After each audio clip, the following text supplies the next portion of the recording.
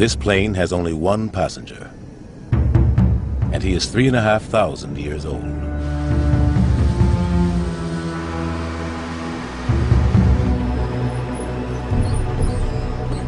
He was one of the most powerful kings of the ancient world. His dynasty ruled the greatest empire on earth.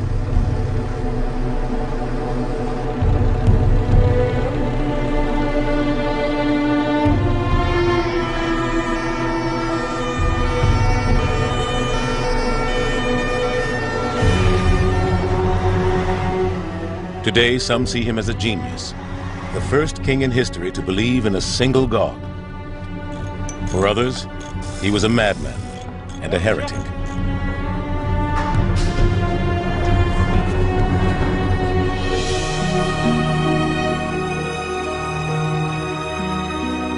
He is the Pharaoh Akhenaten.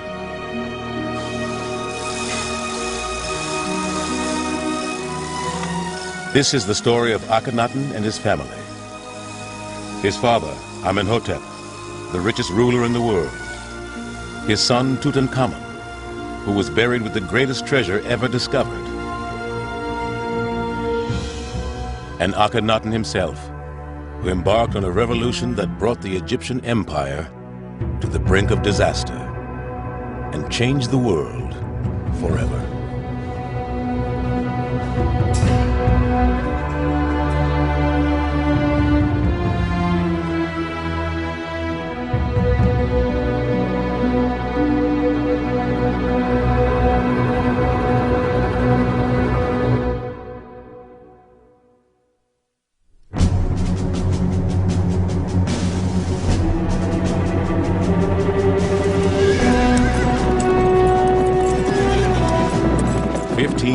BC.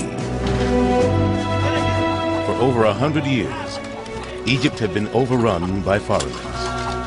But now, a new dynasty of warrior pharaohs inspired Egyptians to rise up and reclaim their land.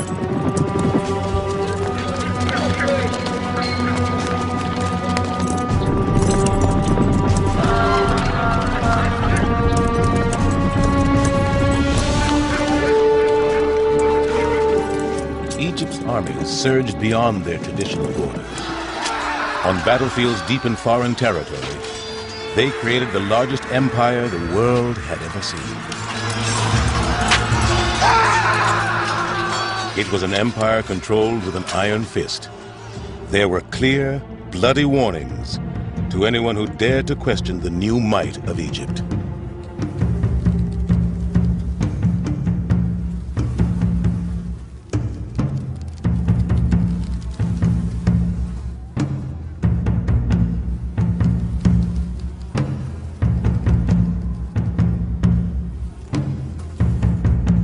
Egypt was now the most powerful and feared nation on earth. And in 1390 BC, there was a new young pharaoh on the throne. His name was Amenhotep, meaning the god Amen is satisfied. His forefathers had led Egypt into battle.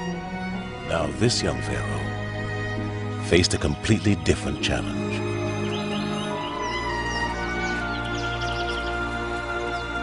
There were no more wars to fight. Egypt was rich, respected, and free.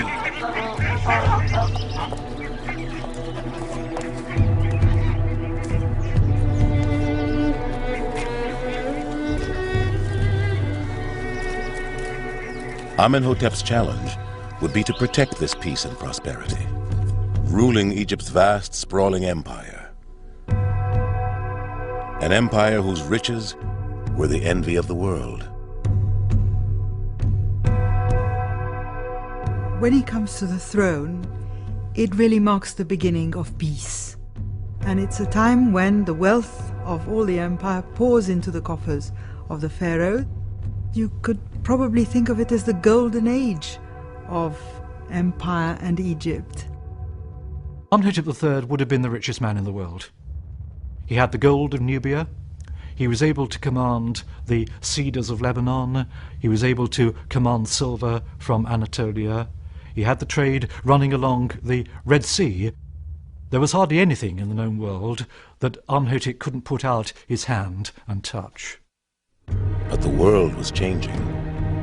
For centuries, Egypt had been unchallenged.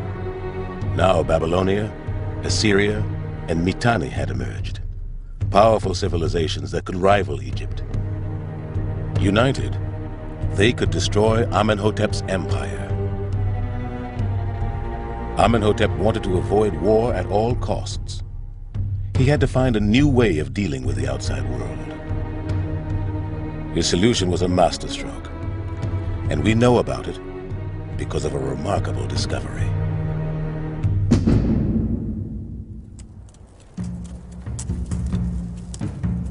In 1887, a peasant woman was digging near the Egyptian town of Amarna. She was looking for old mud bricks to use as fertilizer. What she found were not the usual rough blocks, but rows of well-preserved clay tablets. The little bits of mud were covered with writing that looked rather like birds' feet had wandered over mud, and the things had been set in the mud after the birds had gone. The lady didn't know what they were, but picked some of them up. These humble clay tablets were not bricks, but letters, and they were the key to Amenhotep's success. The peasant lady had stumbled across the diplomatic record office of the capital of the ancient world. The Amarna letters throw a flood of light onto the politics of the Near East. These small tablets were the correspondence between Pharaoh Amenhotep and the other rulers of the Near East. The strange marks covering them are minuscule writing. They contain as much information as the inscriptions on all of Egypt's greatest monuments. They reveal Amenhotep was controlling his world not with weapons, but with words. The pharaoh had become a diplomat. I would describe it as the most important discovery of the ancient world, probably, in terms of understanding of political life. Not the most visible, not the most artistically appealing, but the politically most significant discovery of the ancient world. At a time when most people on Earth could not read or write, Egypt was conducting a lively dialogue with her rivals.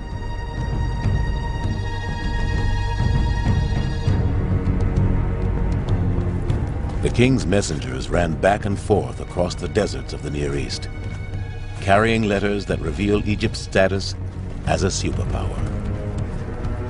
International diplomacy in the days of the Amarna letters would be very familiar to diplomats today. It was really very much like diplomatic interaction between countries even in our own time.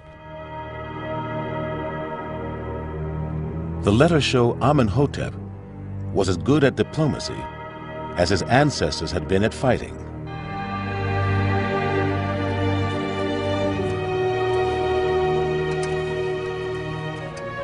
Ambassadors flocked to Pharaoh's court, bringing gifts of friendship. Less powerful countries sent endless streams of tribute to show their loyalty. The principle in the ancient world was quite clear. If somebody was rich, you made them feel even richer. So when you visited them, you would turn up with the produce of your own country. It's partly to acknowledge that the power of the pharaoh extends even to countries where he has not set foot.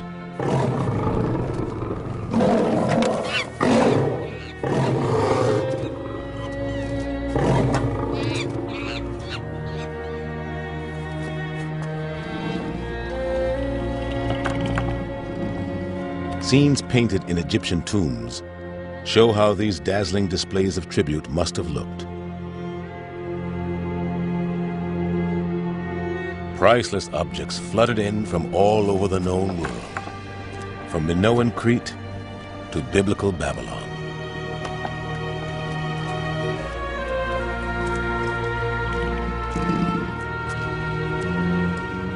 The Nubians will bring giraffes and lions. The Syrians may bring bears, which are found in the mountains of Syria. Other places will bring characteristic animals and birds of their countries. It was a very dramatic, physical, dynamic expression of what the empire meant for the Egyptians and what it was composed of, and above all, how central the Egyptian king was to this whole system.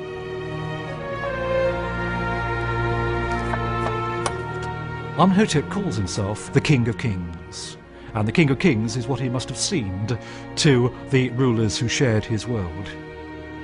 Amenhotep knew he was the most powerful man in the world, and he knew he had one great advantage. Not military might, but gold. The letters that went back and forth from Pharaoh's court show that even the greatest kings of the Near East were desperate for Egypt's gold, and they were prepared to beg for it. If you send me the gold I wrote to you about, I will give you my daughter. Send me as much as your father did. In your country, gold is like dust, and you can just gather it up. If it is your intention that a sincere friendship exists, send much gold. I have begun a new palace. Send me as much gold as is required for its decoration. Amenhotep responded shrewdly to their requests. He gave them gold, but always left them wanting more. The strategy was a triumph. The kings of the Near East were exchanging gifts, not blows. The most precious gift of all was a foreign princess as a wife, plus her dowry and retinue. Amenhotep employed his personal ambassadors to find him the very best brides. It was about much more than Pharaoh's sex life. Amenhotep's harem was full of the most beautiful daughters of the most powerful kings of the age. It's brotherhood between the great kings, and they call themselves brothers. And if you marry the daughter of another king, then you really are part of a family. But this was not a two-way process. In one letter, the king of Babylon complains bitterly that Amenhotep has refused to send him an Egyptian princess. When I wrote to you about the possibility of my marrying your daughter, you wrote to me as follows. No daughter of a king of Egypt has ever been given to anyone. Why not? You are a king, and do what you like. It was a useless complaint. No Egyptian princess was allowed to marry into a foreign court, for fear it would give a foreigner a claim to Egypt's throne. But the Babylonian king suggested a devious compromise. Send me a beautiful woman, as if she was your daughter. Who will be able to say this is not the king's daughter? The Babylonian king's second request was denied. Amenhotep saw himself as able to take princesses and give none in return. I see him as a very, very intelligent man, and he obviously uses his position extremely carefully. So, although there is great respect for the other kings of the time, he is always one cut above everybody else. Amenhotep was more wealthy and powerful than any previous pharaoh, and soon everyone would know it. He would channel the vast resources of the empire into the largest building program the world had ever seen. To embark on a building program was one of the best ways for an Egyptian king to present himself as a hero, as an achiever, as a doer.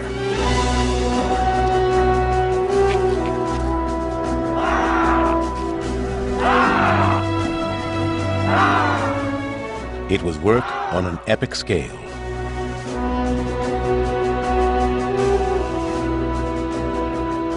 The countless sandstone blocks hewn from the Egyptian quarries have left caverns that are themselves like temples carved out of the rock. It was a triumph of organization. Soldiers, cooks, doctors, and water bearers were all sent into the desert to support the quarrymen.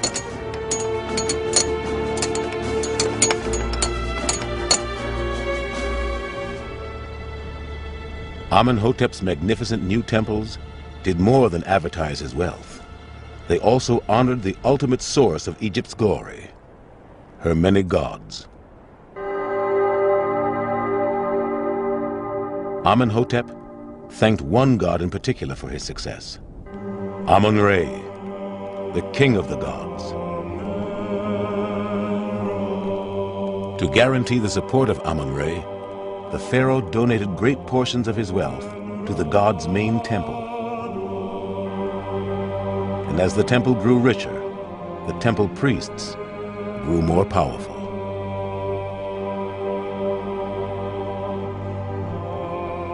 The priests who control these vast establishments have power. They have financial power, they have political power as well.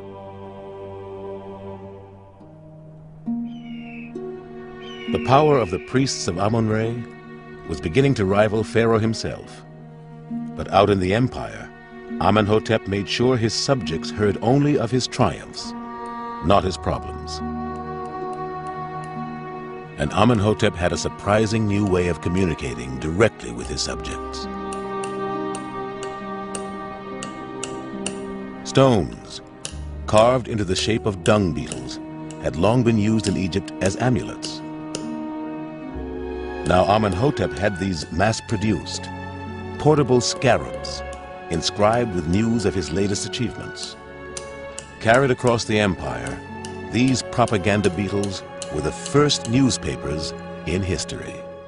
He wants to proclaim his power, his richness, his achievements to the broadest possible strata of the Egyptian population, and this news scarab was a way to replace a kind of earlier form of TV, if you will, of sending information all over the place. It was by news scarab that the outside world first heard Amenhotep had chosen his queen.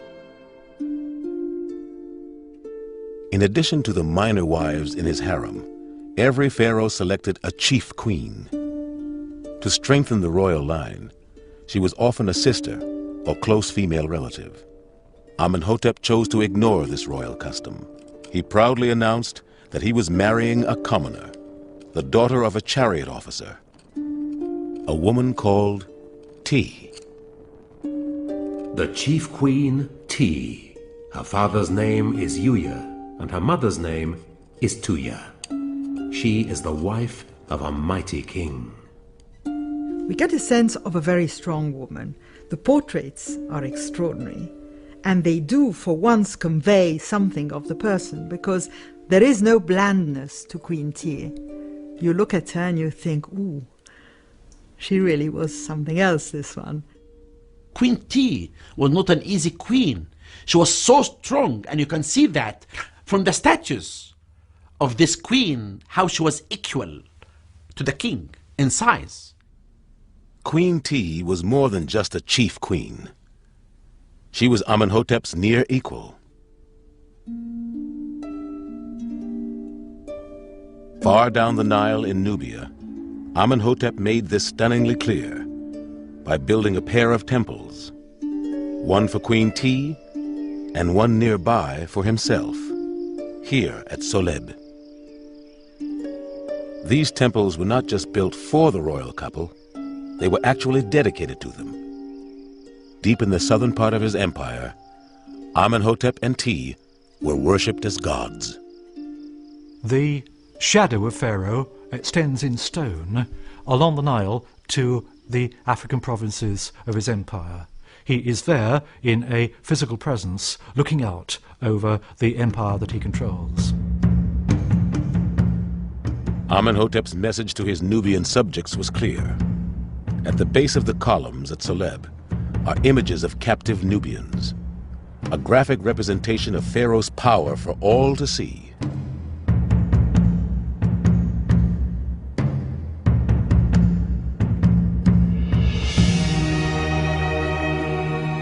Here in Nubia, it was especially important that Amenhotep was in control.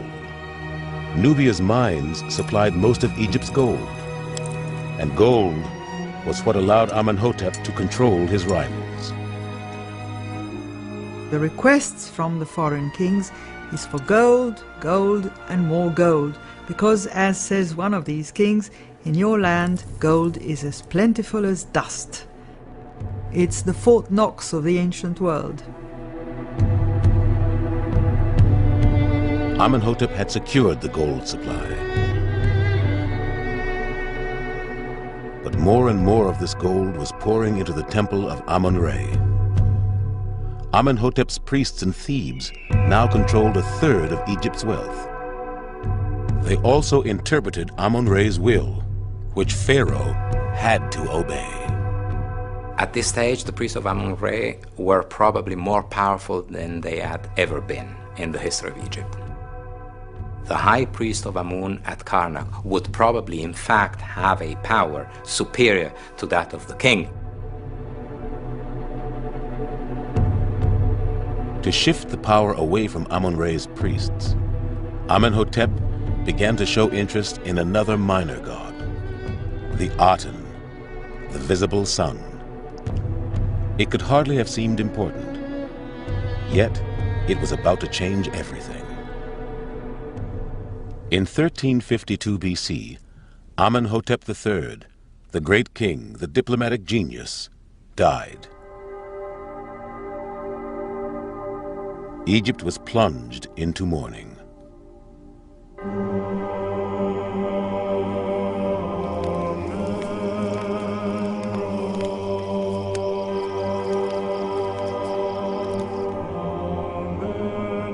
The death of the king must have been a terrible event. This is a man who had dominated politics, religion, the life of not only his subjects, but the life of the empire for such a long time. Even in the Near East, Amenhotep was mourned by his rivals. Foreign kings wrote to his widow, Queen Ti, expressing their personal grief. I cried, I sat, I did not eat or drink. I mourned, saying, if only I were dead, or 10,000 were dead in my land, and that my brother whom I love and who loves me were alive as long as heaven and earth.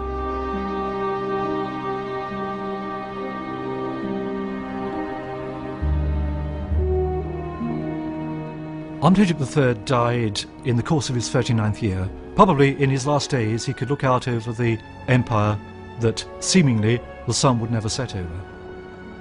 He could think of a world at peace, where diplomacy ruled, where the wealth of Egypt was undoubted, and he could leave it all to his son, Amenhotep IV.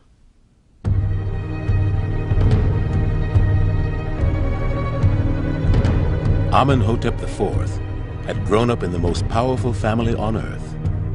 Now he found himself pharaoh and ruler of Egypt's empire. In the first years of Amenhotep IV's reign, it must have seemed like nothing had changed. But at his court, the new pharaoh was encouraging ideas that would soon transform Egyptian society. A radically new style of art was flourishing. According to the artists, it was the pharaoh himself who had taught them. These artists rejected the conventions of traditional Egyptian art. Instead, they celebrated the vibrancy of the real world. Their work was sensual and filled with movement.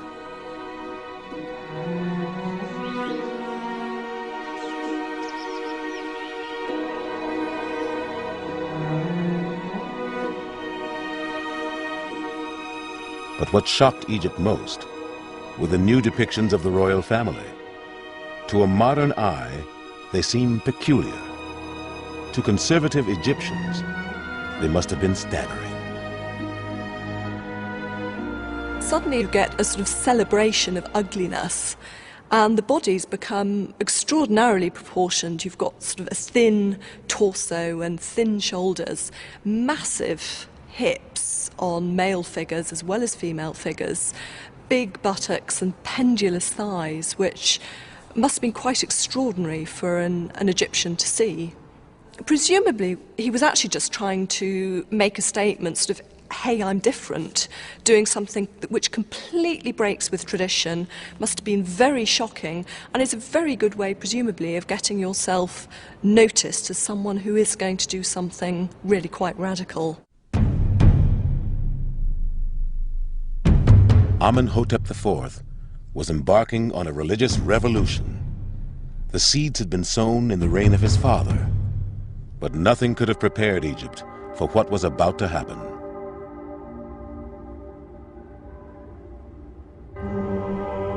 In the second year of his reign, Amenhotep IV abandoned Egypt's traditional gods. Even Amon-Ra, the king of the gods, was discarded. His temples were closed, and his priests were evicted. If you want to make a break with the past, you close the temples. You remove the means for these people to use or abuse their power. For this pharaoh, there would be only one god, the Aten, the visible sun. Amenhotep would become the first monotheist in recorded history. He would also be the only priest of his new religion. The pharaoh stands alone, bathed in the rays of the Aten. At a stroke, all the certainties of life that had marked the golden age of his father were swept away. He discarded the name Amenhotep, meaning Amen is satisfied. He would take a new name, Akhenaten, meaning one who is beneficial to the Aten. Akhenaten does seem to have been a very driven person and must have had enormous energy to carry through all the changes he's making. They're much more substantial than just the sort of religion and the art. At the end of the day, he must have restructured in some way the whole way the country was working. Akhenaten had only just begun. Now he planned another astonishing act. To seal the break with the past, he ordered the construction of an entirely new capital city, far to the north of Thebes. It was a desolate site, known as Amarna. He called it the horizon of the sun.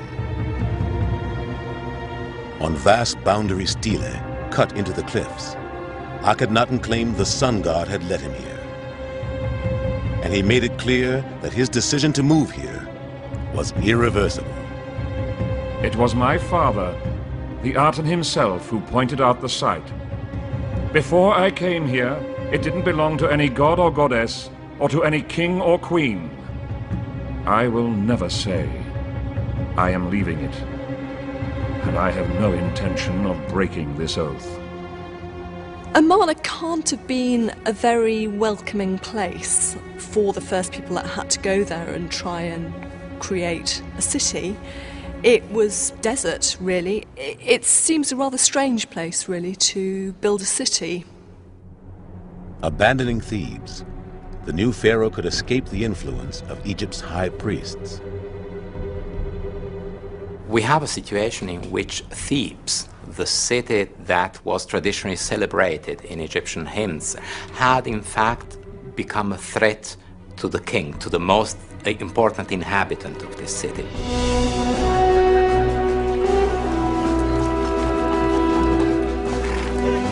Everything in Thebes was packed up. Akhenaten and his entire government, officials, scribes, soldiers and artisans, would move to the new desert site.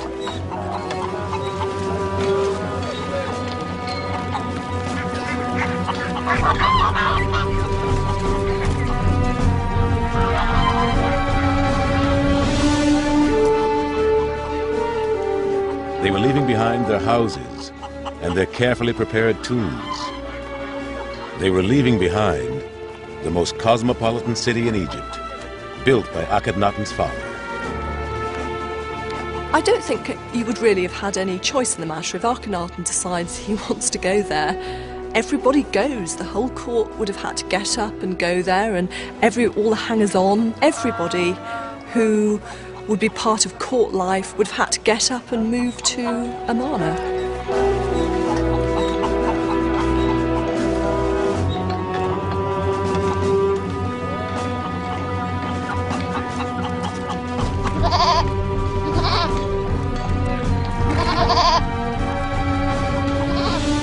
Tens of thousands set out for Amarna. Ahead lay a 200-mile journey up the Nile to a new life in the new city, all part of Akhenaten's great experiment. The new capital city had been built on an unprecedented scale. It was 8 miles long and 3 miles wide.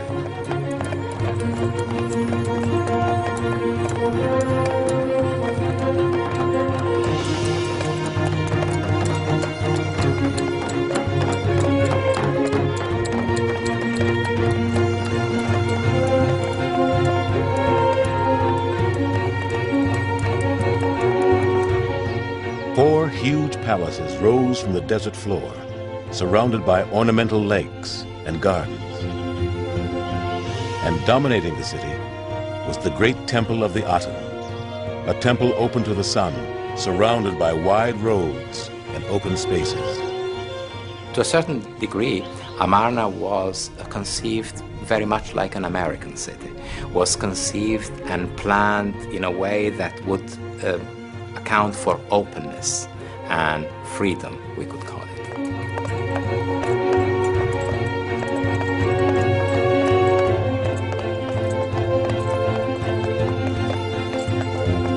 The whole city was one great stage on which Pharaoh could demonstrate his devotion to the Aten.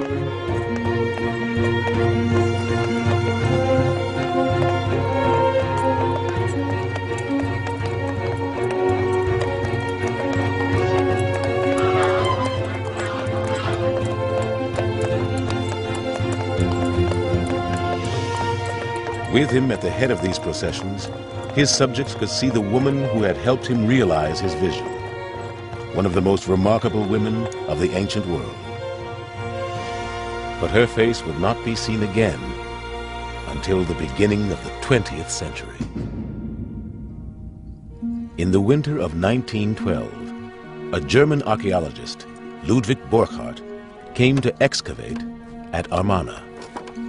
On December 6th, just before the lunch break, I was called by an urgent note from Professor Ranker, who was supervising the excavations. There, at about knee height in front of us, a flesh-colored neck appeared. As his workmen brushed the sand away, Burckhardt began to see a stone face looking back at him, the most beautiful he had ever seen. It was the face of a queen, whose name meant, "A beautiful woman has come," Nefertiti.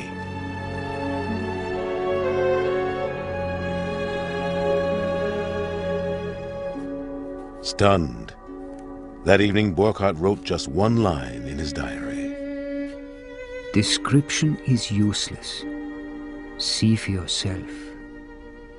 In real life, Nefertiti was as remarkable as her statue. Like her mother-in-law, Queen T, Nefertiti played a prominent role in public life.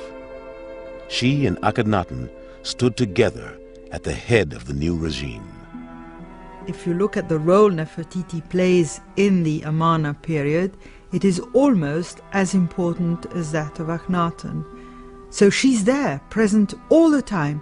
She's even shown in some of the reliefs smiting the enemy, as a pharaoh is always shown. So Nefertiti is not just a beautiful woman, she's a very, very important element in this new and incredible experiment. Nefertiti is also the only Egyptian queen intimately described by her husband. Verses of love and devotion over 3,000 years old. She stands out in the palace, fair-faced and beautiful. At the sound of her voice, rejoicing breaks out. Her appearance fills the king with pleasure. She is the chief queen, the king's beloved. the mistress of two lands, Nefertiti. Nefertiti was not the only woman in Akhenaten's life. In the northern apartments of the palace, Nefertiti brought up their 6 daughters. In the few surviving reliefs, we see the princesses, 6 little girls growing up in the city of the sun, well loved by their father and mother.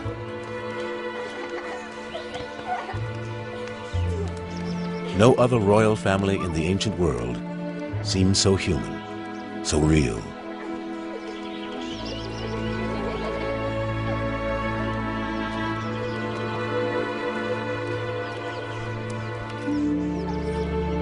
Stele even show Akhenaten and his wife playing with their children. A brief moment in time captured 3,300 years ago.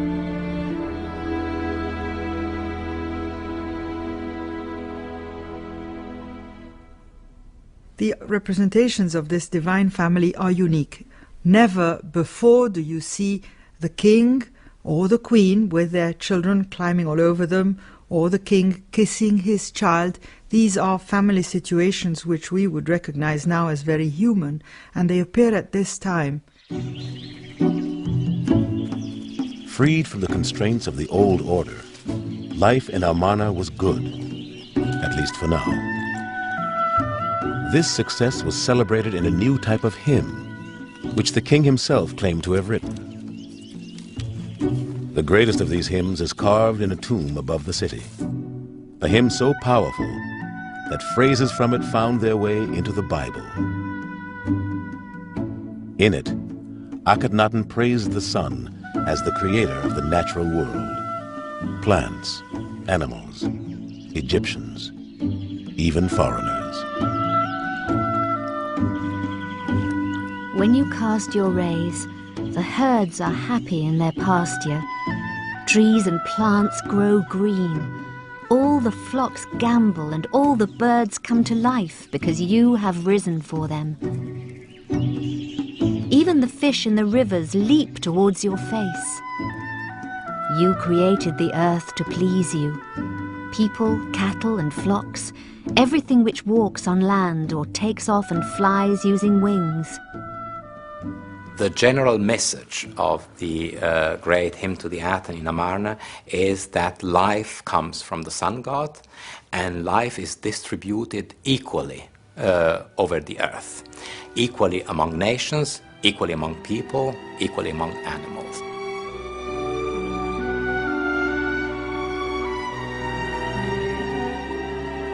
Egypt appeared to have accepted the new religion of the Aten. And in the 12th year of his reign, Akhenaten organized a massive celebration to give thanks to his god with thousands of offerings.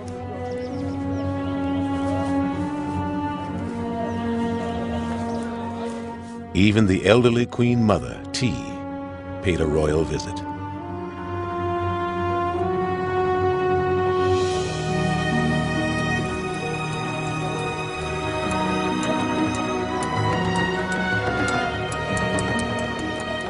Ambassadors came from all over the world to deliver their tribute. At the head of it all was Akhenaten, and sitting beside him, Queen Nefertiti. There had never been a partnership like it. The incredible experiment appeared to be working. But that same year, in the midst of apparent triumph, Akhenaten's new world suddenly began to fall apart. At the height of her powers, Nefertiti simply vanishes from history. Egyptologists have failed to discover exactly what happened to her.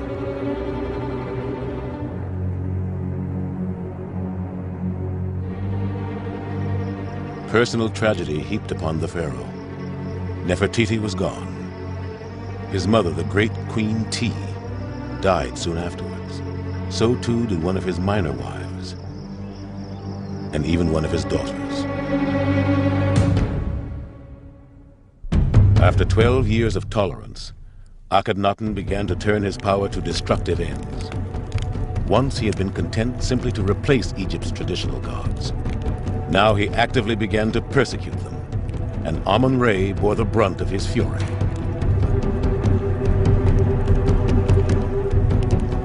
The reformer had become a fanatic, incapable of tolerating other gods.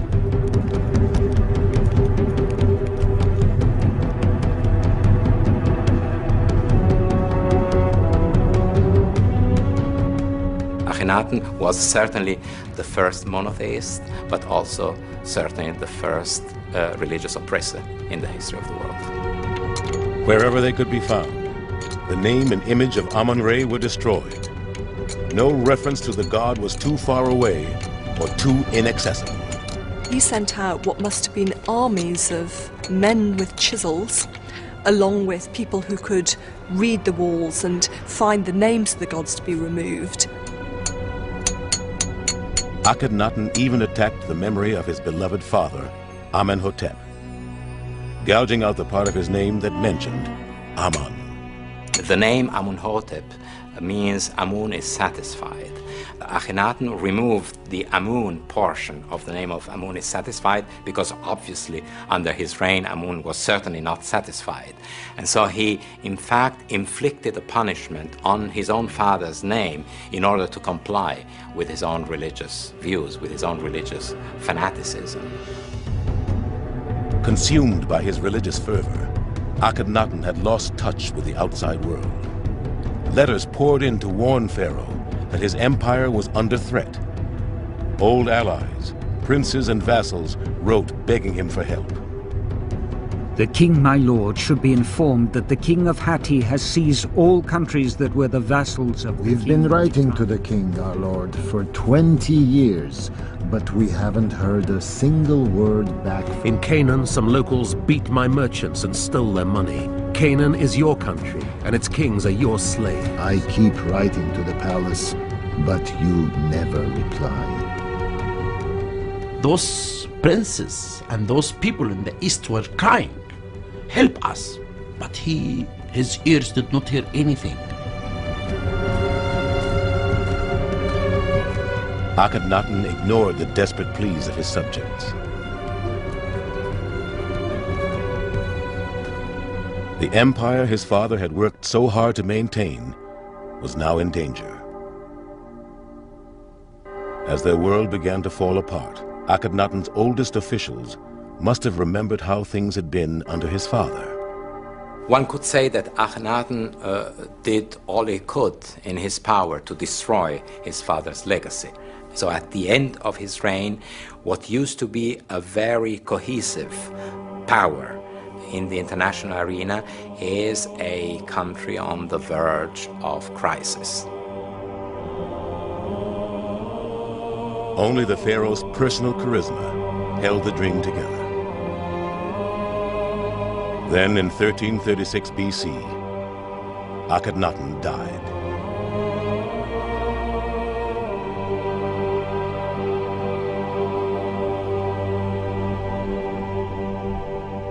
With Akhenaten dead, the keystone of Atenism was gone. In the hills above the deserted city, work was abandoned on the tombs of Akhenaten's courtiers.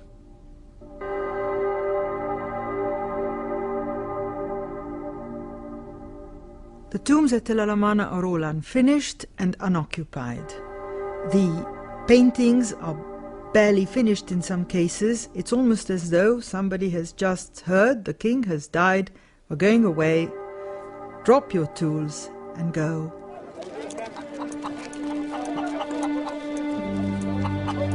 Now, with Akhenaten dead, traditional forces took hold of Egypt. Once loyal courtiers, artisans, even priests of the Aten flocked back to Thebes, eager to wrest order from the chaos that threatened to engulf Egypt. After just 20 years, Amarna, the setting for Pharaoh's great experiment, was abandoned.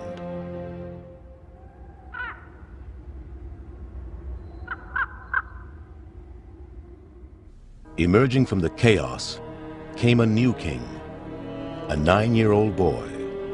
This child pharaoh had grown up in Akhenaten's palaces, his son by a minor wife. His name was Tutankhamun, meaning the living image of the Aten. Tutankhamun inherited a dynasty, a country, and an empire staring disaster in the face. But he was only a boy. Those who had lost out under Akhenaten seized their opportunity. They would use the young king to their own ends. First, they would have to change his name.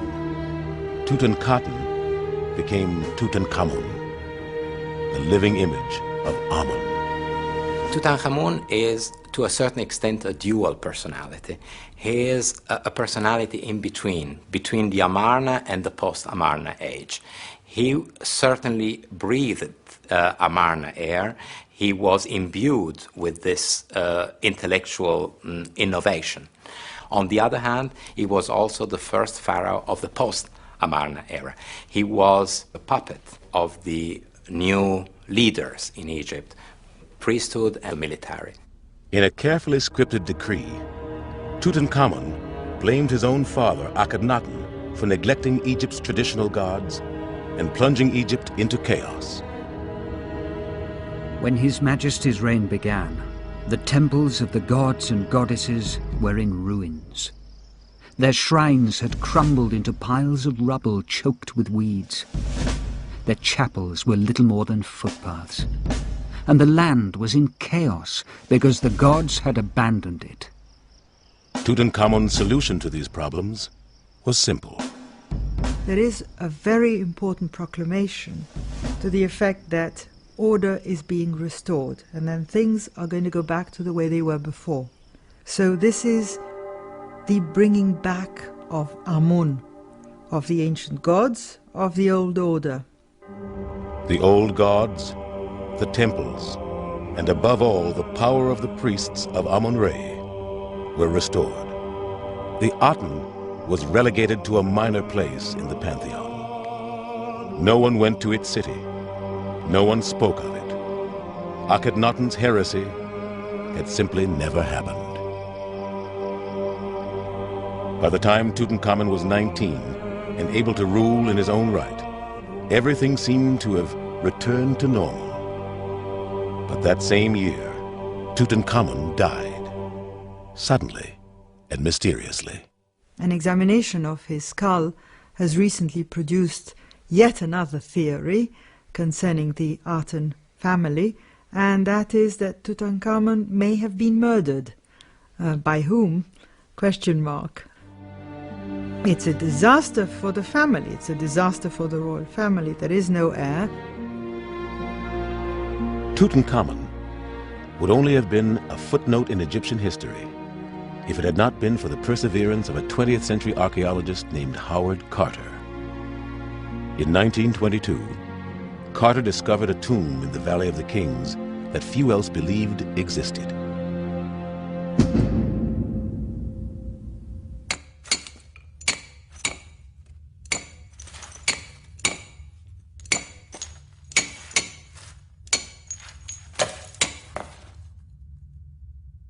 In a single breathtaking moment, he would bring the age of Tutankhamun back to life.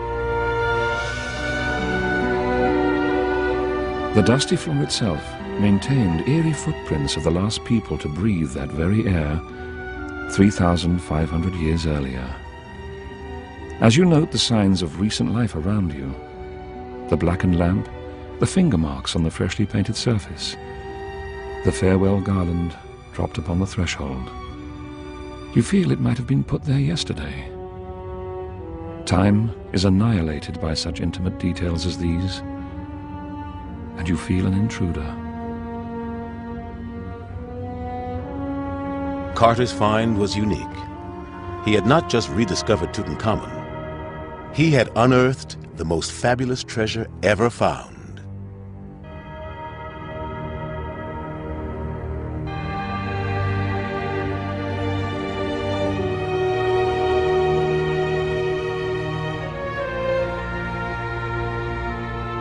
32,000 objects and vast quantities of the gold of Egypt's empire were buried with the boy king.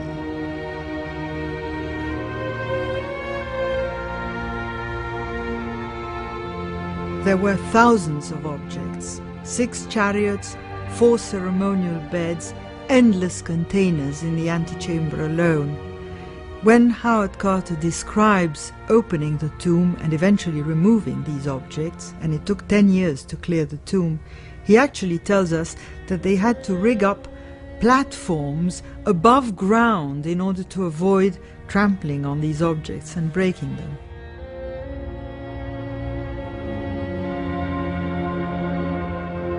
In spite of its astonishing contents, Tutankhamun's tiny tomb was not complete. His treasures had not been carefully placed, but randomly crammed in. This was no normal burial. On the back of the golden throne found in his tomb is a clue. Tutankhamun and his wife are shown sitting beneath the rays of the sun god, Aten.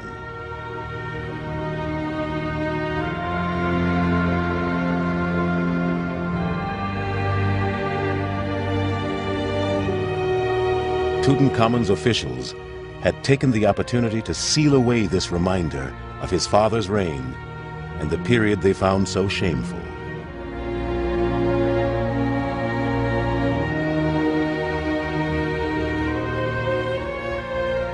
Tutankhamun was doomed to spend eternity with the very god he had renounced.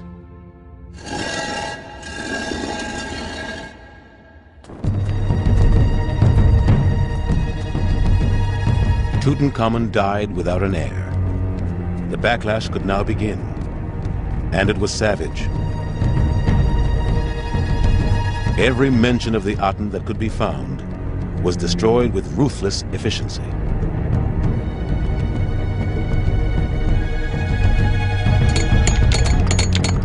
Every reference to Akhenaten, Nefertiti, and their children was hacked out. The entire royal family was torn from the pages of history. Everything is obliterated, and Akhenaten, Nefertiti, and this period become as though they had never happened. Akhenaten is a non-person. He's referred to, if ever he is mentioned, as that heretic.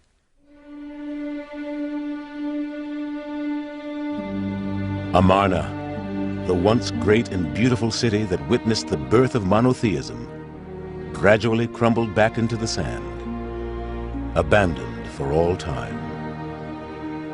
I would say that Egyptian society as a whole saw the Amarna experience as one of its most tragic moments. So much so that the Amarna experience left its trace for hundreds of years. The memory of this very dark period of Egyptian history remained in Egyptian consciousness. A turbulent episode in the history of Egypt was over.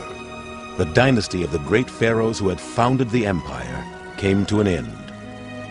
The stage was now set for a new beginning, and a new family of pharaohs who would struggle to recapture the glory of Egypt's golden empire.